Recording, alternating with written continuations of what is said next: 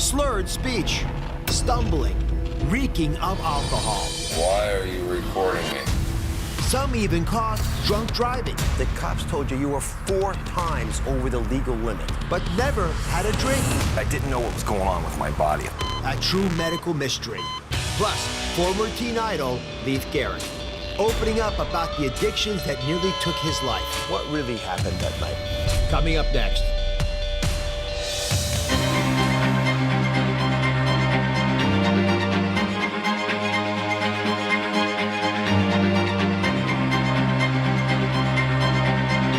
Season 11 starts now.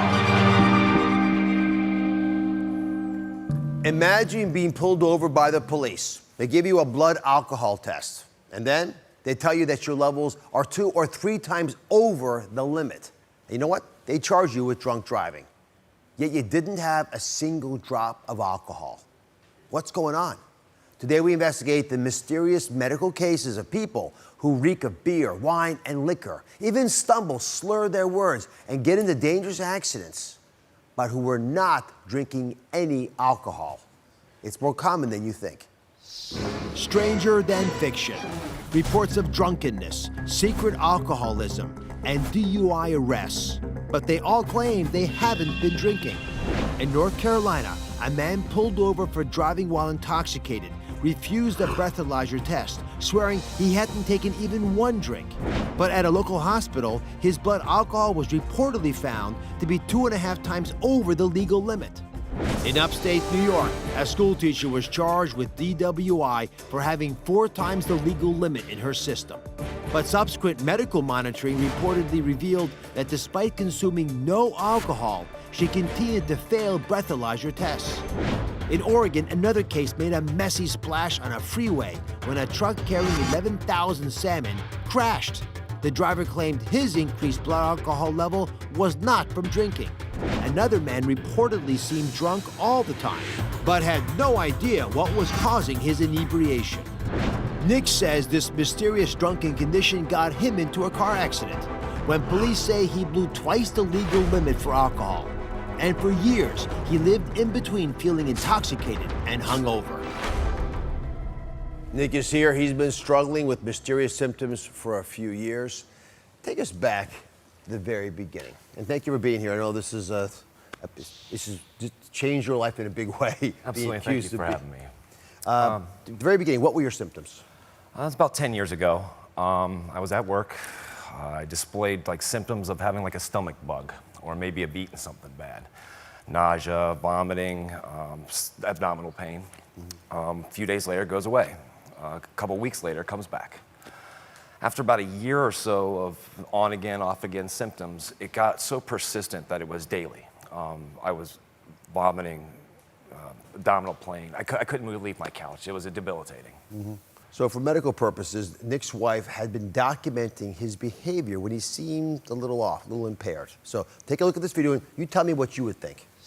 Why are you recording me? Because I want to show this to the doctors. Please tell me how you're feeling. Why are you recording me? Does that look familiar to anybody here? Right. Had you been drinking when that video was taken? I'm assuming if I were with you, I would suspect you were slipping some alcohol in. Absolutely. So with her, she thought maybe I'm being naive. I've seen him sitting on the couch. Maybe he's got a bottle under the couch or something like that. You know, she was skeptical at the time, but I do want to say through this whole process, my wife has been everything to me. If it wasn't for her, I would not have met my doctors. I would not literally be here today if it wasn't for my wife. A real testimony to marriage. I feel the same way, by the way. Yeah, good. I don't even have the condition. So while this is all going down, obviously, if you're trying to live your life, and you're behaving intoxicated, you start getting in trouble with the law. So just to put out there, Nick got into a car accident, took a breathalyzer test. What went through your mind when the cops told you were 4 times over the legal limit? I was blown away. When I got in my car accident, I was roadside. The officers that arrived on the scene, I thought it was kind of odd that they directed their attention directly at me. I'm the one that had called the police, and the accident wasn't my fault. I thought it was really peculiar that the officers were really interested in me and not the other people.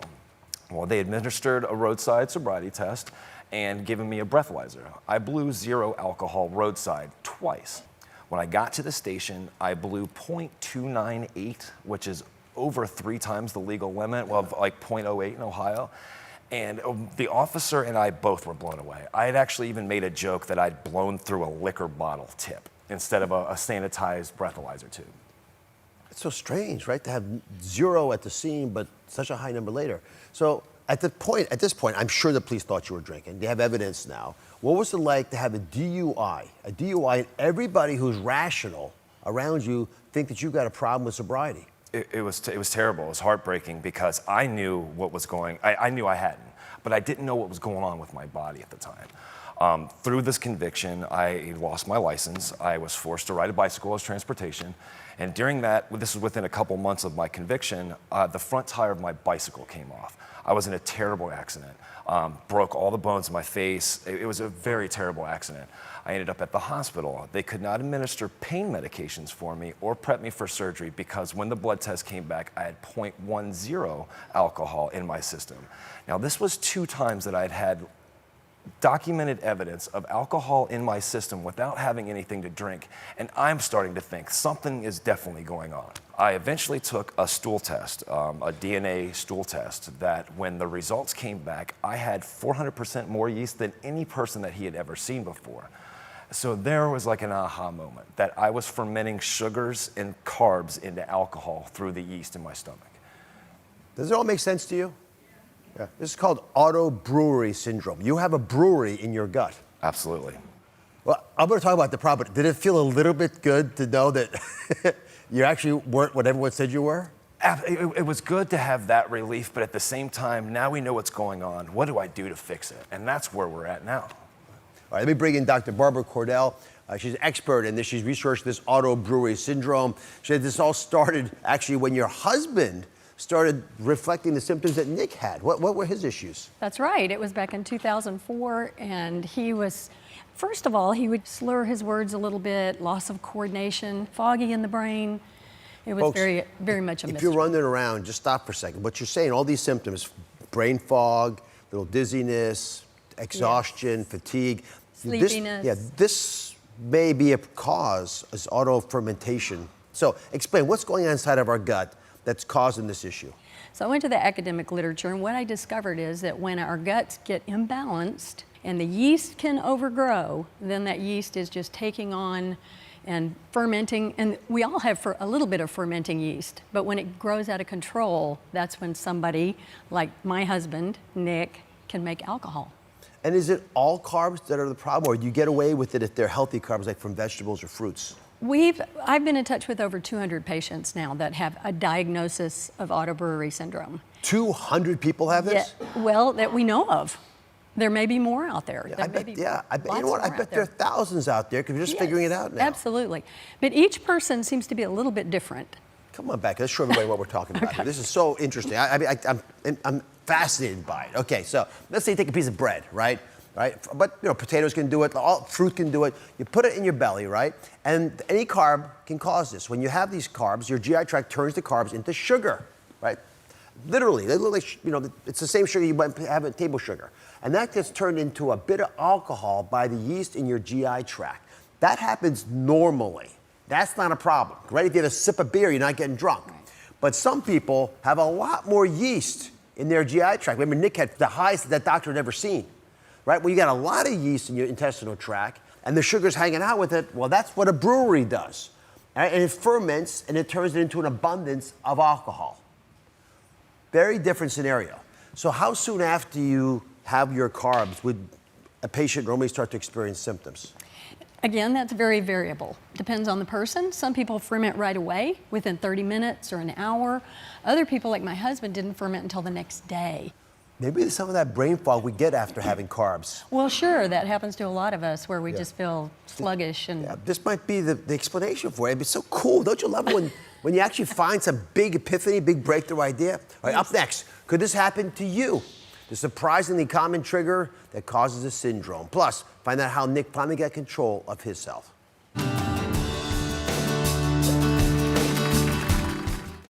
Wendy Williams. raw. When I found out that my soon-to-be ex-husband is having a baby, I'm not sitting around for that. Real Nobody else's opinion counts but mine. and not holding back. I will get married again. There will be a prenuptial agreement. Plus, the truth about fast food chicken. What you need to know before your next bite. You can paint them on with dark food coloring. Oh my goodness. Next Oz. That's coming up on Monday.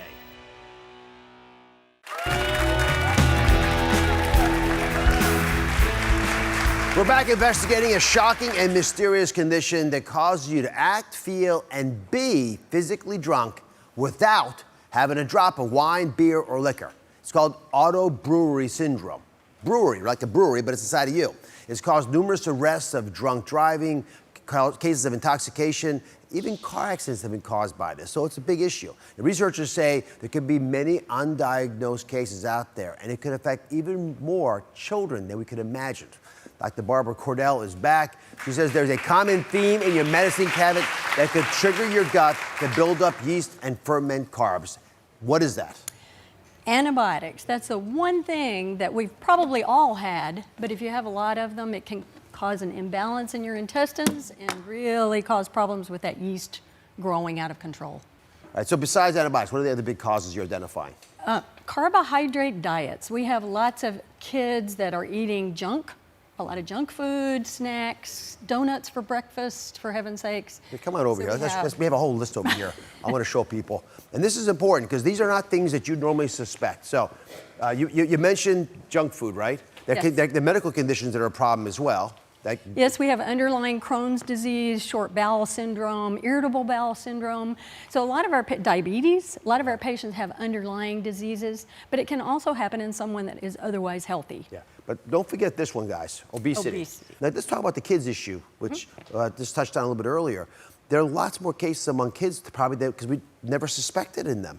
There are. We've had several published cases in the academic literature of children who've had short bowel syndrome or some underlying condition that actually ferment alcohol, and they've demonstrated it in the hospital. But my guess is there may be a lot of children out there that have it that we don't even know. Like you said, they have brain fog or they're tired in the afternoon, and nobody's really diagnosing them. Other than appearing intoxicated, what are the other classic signs of this auto-brewery syndrome? It can mimic a lot like chronic fatigue syndrome. It can be vomiting, gassiness, lots of belching, flatus. There are lots of, GI symptoms, dyspepsia. If you feel like you're not coordinated, like you're clumsy, Yes, like you're drunk, think about it. All right, let's bring Nick back in here. And since you're the expert, I'm going to ask you to help Nick because I know he's been going through a lot. So what have you tried so far to address a problem that almost destroyed your life? I've done all the traditional medications, antifungals, anything that the doctors have asked me. I've changed my diet. I've actually eliminated everything from my diet at one point. My symptoms seem to be worse in the wintertime, and I'm lucky enough to have a wife that grew up in Hawaii. My symptoms are almost 90% better when I'm on the islands. Maybe we should prescribe Hawaii for you. No kidding. Not a I think bad idea. everybody should be prescribed Hawaii. That's not a bad idea. So, Barbara, is there hope for Nick and others who are suffering from auto-brewery syndrome so they don't have to fear it? And Yes. give up carbs every day for the rest of their life? Yes, there is hope. And we're starting to explore a lot of alternative complementary therapies, holistic. Probiotics is a big one. But I think some of the complementary therapies are really starting to work. Nick, I know this is frustrating for you, but medicine progresses often because they're unique people with unique conditions where we learn so much that we can help millions. Yeah. You've opened my eyes, and I think folks with auto-brewery syndrome are changing the way medicine thinks about how we digest food. If it could make you so drunk that you could kill yourself by accident or others by being in an accident, and the milder versions just make you a little, clumsy, well, that's a lot of this spectrum. It's a lot we can learn from you. So thank you for being the experiment. No, thank you very much for having me. Check out Barbara's book, My Gut Makes Alcohol. It's fantastic. We'll be right back. Up next, I sit down with former teen idol Leif Garrett, who is bearing his soul about his darkest moments with fame and addiction. I'm sharing the truth you haven't heard.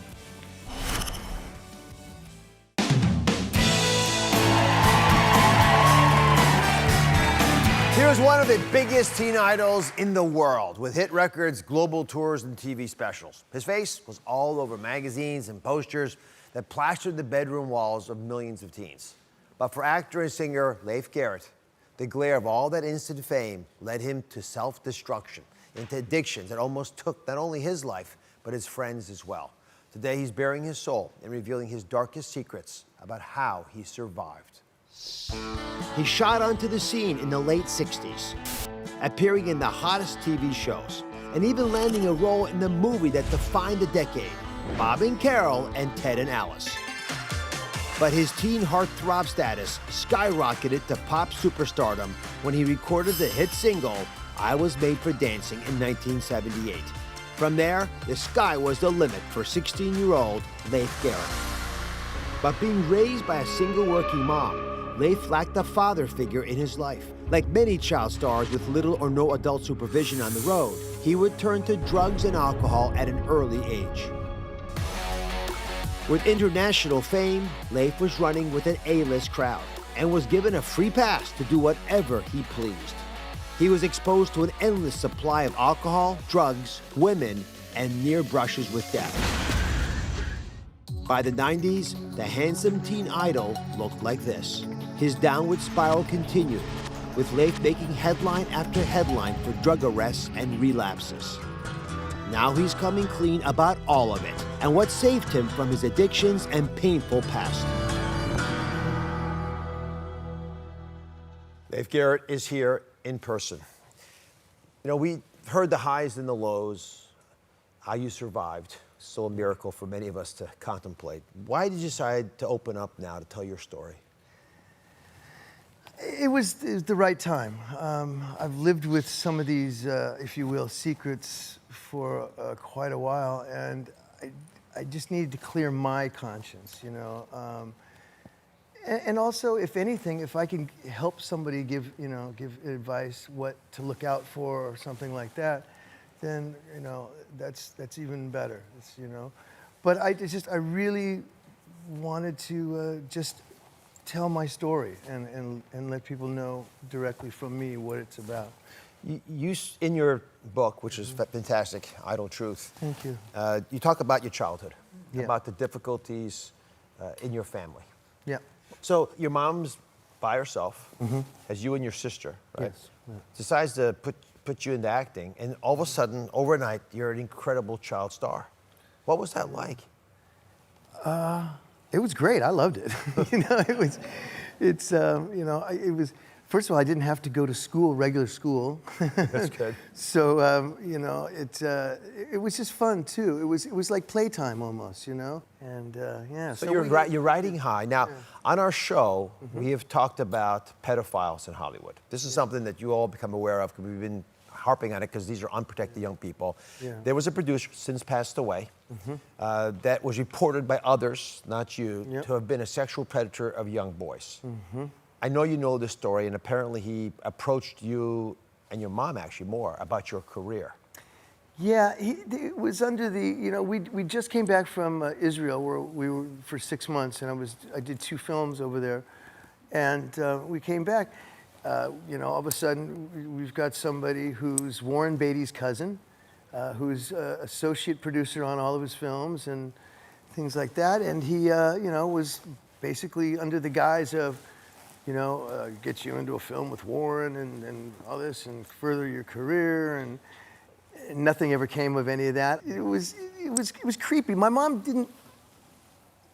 I don't understand the train of thought of trusting somebody that you don't really know, someone you just met, just because that they're involved in the film business in a rather good position, so to speak. And Warren Beatty's cousin. As you look back on interactions with that gentleman, were there signs that he may have been grooming you? Absolutely. I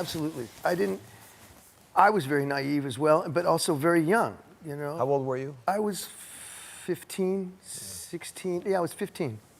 We played racquetball. First of all, he knew Led Zeppelin was my favorite band, so bringing me to a concert, Led Zeppelin 77, getting a really nice Jaguar rent-a-car, and here's the keys, kid, drive.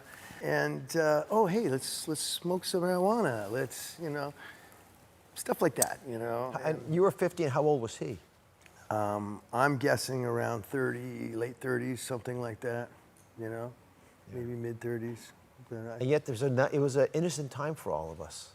It was. It's nowadays, this wouldn't go down like that, So let's talk about November the 3rd, 1979. I'm sitting in Boston in college, and you're almost dying.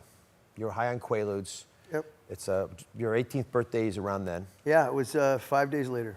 So about the same age. Dave's car is on an LA freeway. He crashes it, and it leaves his friend in the passenger seat, a paraplegic for life. Yeah. What really happened that night? What led to the accident? Well, just a group of young people hanging out together, drinking, taking substances, and because we were feeling the down effects, looking for something to lift us up. And we were elected the ones to go find cocaine. So you're high on Quaaludes and Yep. been drinking, so you're partying with your friends. Yep. The two of you leave. Yep. Would you drive in that state now? Hell no. Do you remember the accident? Yeah, absolutely, quite vividly.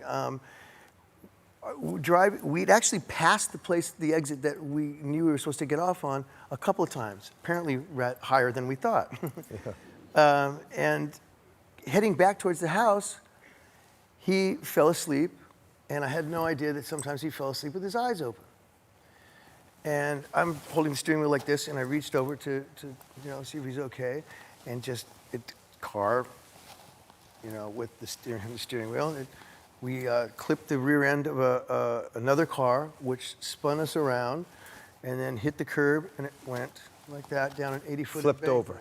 80 feet. Yeah, yeah. Oh my goodness. Yeah, and he was yelling at me to straighten his legs out, and his legs were already straight. And the scent of gasoline was rather overwhelming, and the people who I clipped were standing up at the top, yelling at me. What was I crazy, you little and blah blah, and I'm just trying to get help. So there used to be the call boxes. Yeah. And so went up, and I actually was the one to make the phone call to call the police and have them come. You divide your life into before November 3rd and after the accident. Yeah. How has it changed you? Well, I'm a big-time advocate of take a cab. Don't drink and drive. I wasn't as close a friend with the gentleman as, Roland as I was. It was his name. He has since passed on. Sorry. Yeah. But it's kind of, you got. I had to make better. I wasn't making great decisions. I was disillusioned in my own career and my life at the time. Taking things I should not have been taking, but didn't have the parental guidance that I truly needed. I honestly wish that I had more discipline in my life. I truly, honestly wished I had somebody telling me no, instead of always being told, sure, kid, whatever you want. So coming up, the rock bottom moment that Leif says changed everything. Stick with us.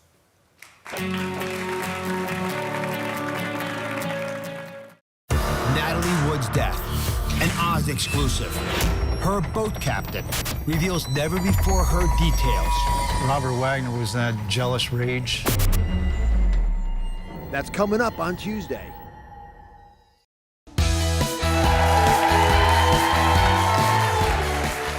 We are back with former teen heartthrob Leif Garrett, who's revealing the truth about his addictions. Now, in the wake of a car accident that rendered his friend a paraplegic for life, Leif says his life continued to spiral out of control.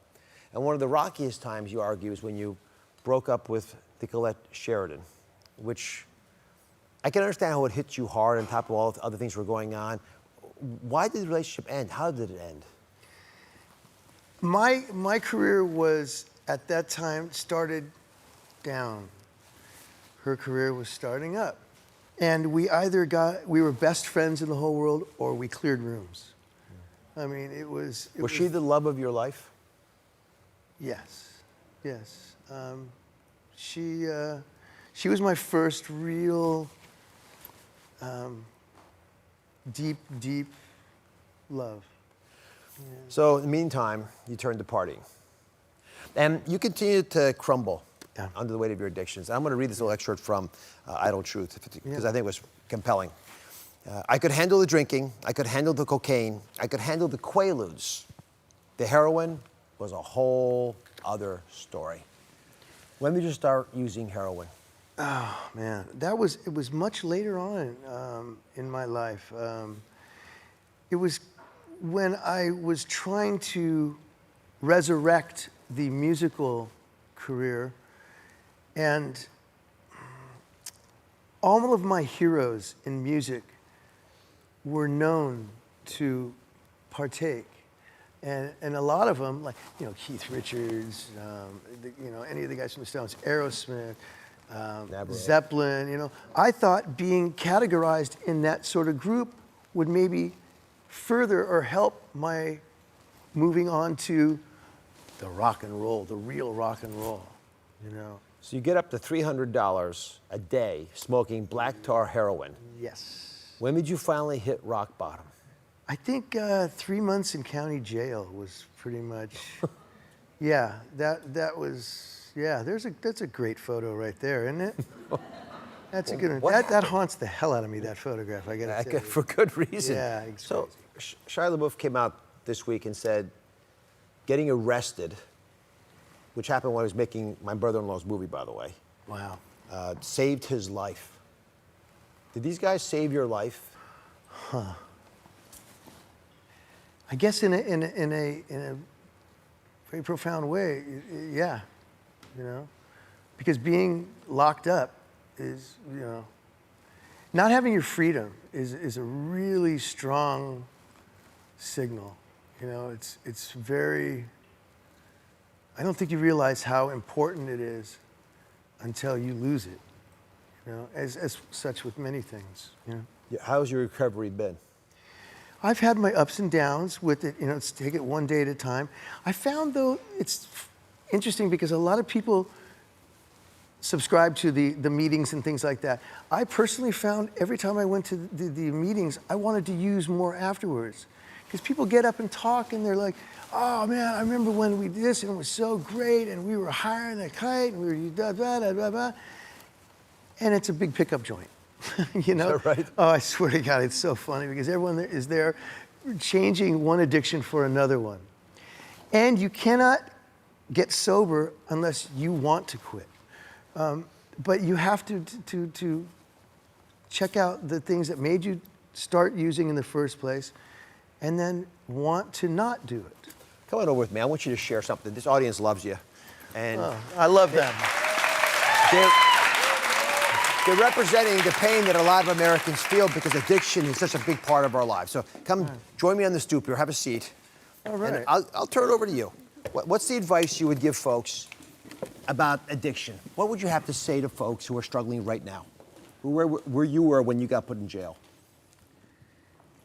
You got to figure out if that's the road you want to continue down. It's not a pleasant road. It's a lot of pain and suffering, and it's important to want to not do it because you can't stop unless you want to stop. Thank you very much. Thank you. Thank you. Very well said. Thank you. Thanks for your story. Ladies, spend more Idle Truth. It's fabulous. Pick it up. There he is, handsome devil. We'll be right back. Coming up, health court is in session, and my next case is mom versus everybody else. She's suing her whole family for not cleaning the house.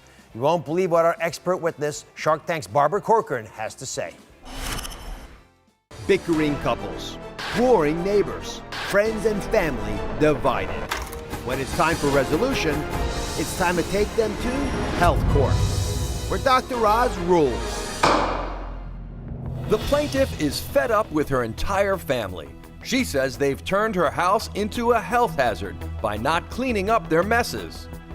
The defendants are tired of their mom nagging them about cleaning and think she's overreacting. They want Dr. Oz's help convincing their mom that their mess isn't a health risk. It's just a little messy. Health court is now in session. So, plaintiff, this is a first. You have brought your entire family to health court. Are they all guilty? Undeniably. Why did you decide to bring this case to health court rather than just grounding everybody? You have that power. Because I think that when I say things over and over again, it almost becomes like they don't hear it. So I'd like an expert to weigh in on the situation. Is that true? Do you ignore your mother's opinion? Let me speak to the oldest son. No. Not true. Not true. All right. You have a video evidence, I believe, you wish to submit? I do. May I roll it now? Please. Please roll the footage. Good morning, Dr. Oz. This is a typical morning. Food, plates, art, even a bagel being used as a phone prop. Behind me now is our bathroom, which is basically a clothes hamper and towel rack. Enter if you dare is appropriate. This is the little boy's room, and as much as my dog is really good about helping clean up, there's always a trail of goldfish everywhere, as well as bowls of tomatoes. And while I applaud their healthy eating habits, they need to bring them back to the kitchen. The children seem to be enjoying this. Is that an accurate representation of the mess in your house? Their room. Not Their mine. room, not your room. Even within the siblings, it's rivalry. No. Yes. No. Yes. No. Order in the court, please. Order in the court. So, plaintiff, you brought a bag of evidence. I'd like to show you Exhibit A. Please bring it up to the bench. This is every mother's pain.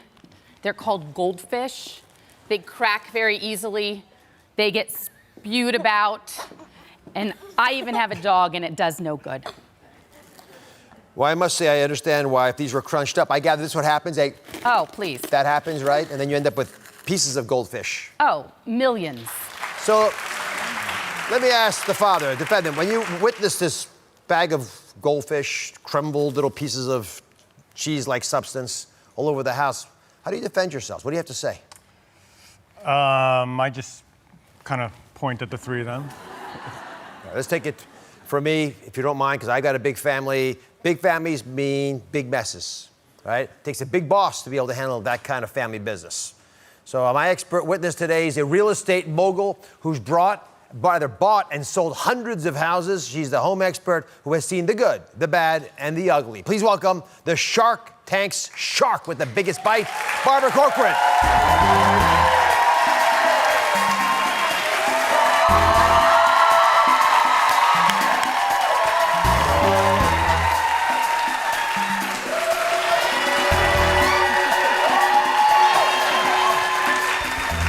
Barbara, thank you for joining us. You may be seated. Okay. We're in trouble. Yes. We'll find out who's in trouble in a second. I see them blushing a bit. So you say you have some evidence that will serve as a reality check for this family, and they need it. Okay. I have a few questions, please. First for the defendants. That's you kids. Who takes out the garbage? Who's in charge of walking the dog? Setting the table? Okay. Number one, you've created your own problem. You haven't imposed discipline whatsoever. There's no clarity. No one really knows what their job is. That's a problem. Okay? How about you, Dad? What's your job in the household? I do everything. I'm asking Nathan, what does your dad really do, Nathan? Well, nothing. Nothing. Oh my gosh. Order in the court, please. Okay. They weren't listening before this. Mom, number one, yes. Your role is to be the chief executive officer of your household. You're in charge. Yes. You can't run a thing unless you take charge. And to take charge, you have to have clarity. And that's why we're going to test this little theory. We're going to spin it and see who's really in charge of laundry. Mom.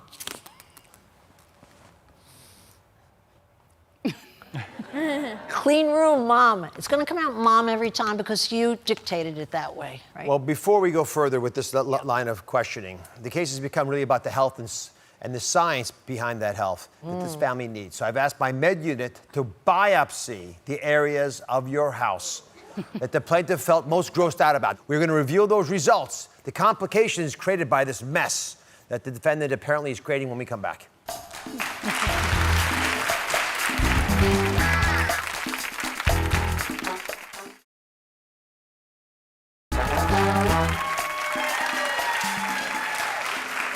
We are back with our biggest case yet, Mom versus everyone else.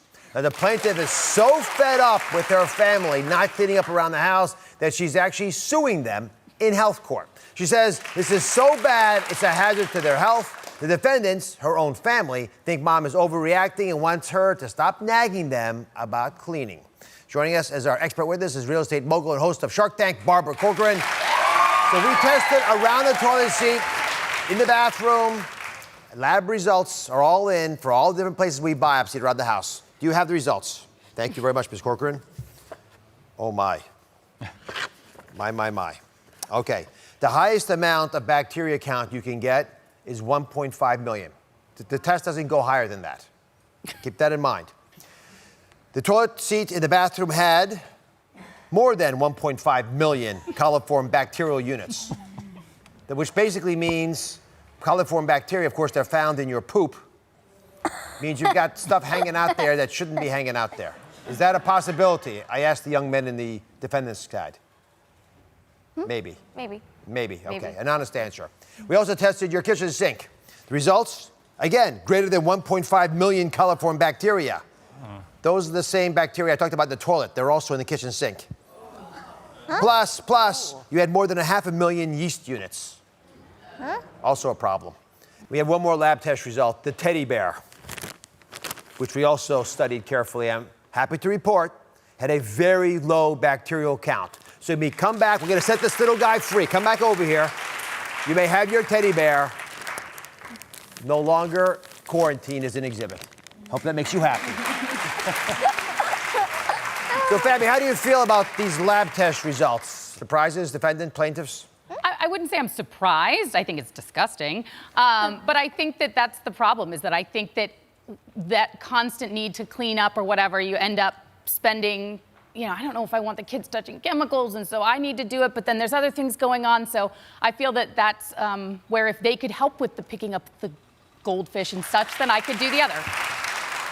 What do you think about these petrifying results? So much coliform bacteria floating around the house. Are you sure that's not exaggerated? No, these are official. Order, please. These are official health court documents. Oh. They were biopsied by my medical unit, run by the laboratory tests. We trusted all these tests. I'm quite certain they're accurate. You know why? Because it's pretty common to have these numbers in America. Because there are lots of families who actually should be defendants today.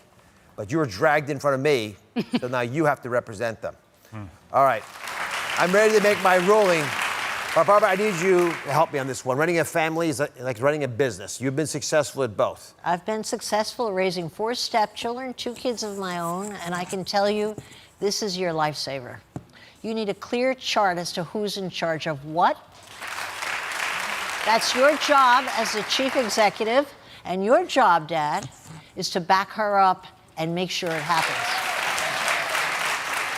And may I ask you, Ethan? Ethan, I have to ask you, do you text your friends on your cell phone? Yeah. Yeah, I do. Do you enjoy your friends? You have nice friends? Yeah. Okay, Mom, that's your weapon. Oh, I know. Oh, no. This is called execution. They don't do their chores for a day. They don't have their phone for the day. Easy to remember. And Dad, I noticed you're not on here, as Barbara pointed out. Dads don't need to be told what to do. They should be looking around to see where there are opportunities to help. Yeah. Fill in the gaps.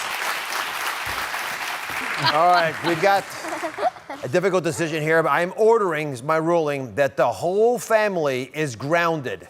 Whoa. And you will remain grounded until all of your chores are completed. You can use your new chore chart from Barbara Corcoran and get your house healthier and make your mom healthier and happier at the same time. And while you're grounded, let me finish here, you can only watch the Dr. Oz show and Shark Tank, which airs on Sunday. Why not?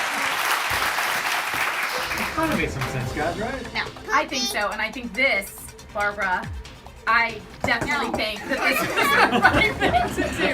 I can't wait. Wait, I'm telling.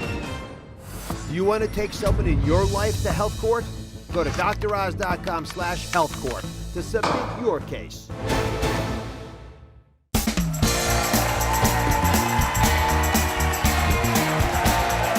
time means holiday photos, and no family escapes the awkward Christmas photo.